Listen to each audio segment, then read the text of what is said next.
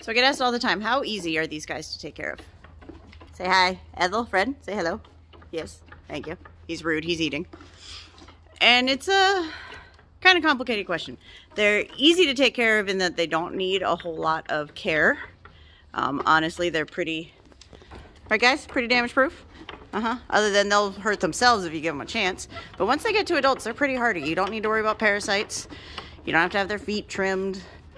None of the usual maintenance issues you have with like horses or sheep or cows. And they don't eat a whole lot. I mean, this looks like they eat a lot. Oh, give me my phone back. Stop that. But you don't have to give them hay all winter. You don't have to worry about any of that. They do like having, you can tell they got some green back there. They like having green to pick at, but they don't need hay, which is awesome. They don't drink a whole lot of water. This is their bucket, which I got clean. Yes, Fred. But that bucket, oh God, it lasts them at least a week. I clean it more often than that, but if I were to let it sit, I'd say maybe 2 weeks. That one 15-gallon bucket of water will last 2 birds. Even in the summer, they like to be hosed down, but they don't really drink a whole lot, which is awesome. And their feed, other than laying season, doesn't really change.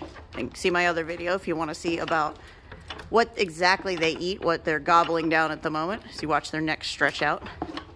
So in that sense, they're very easy to take care of. But the problem of keeping them contained, they're not escape artists, unlike my lovely emus, which are wandering around here somewhere. But they'll kick a fence.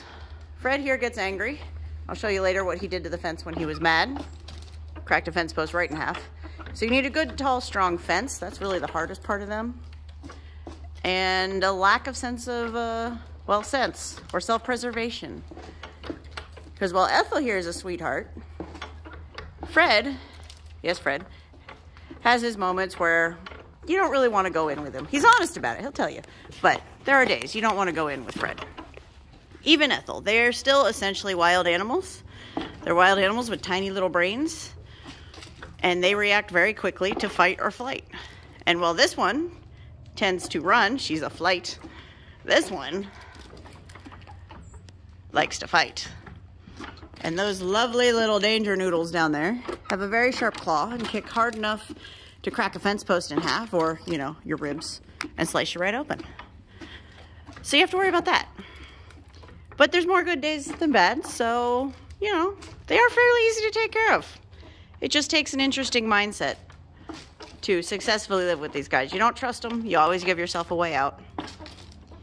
But other than that, you're pretty good.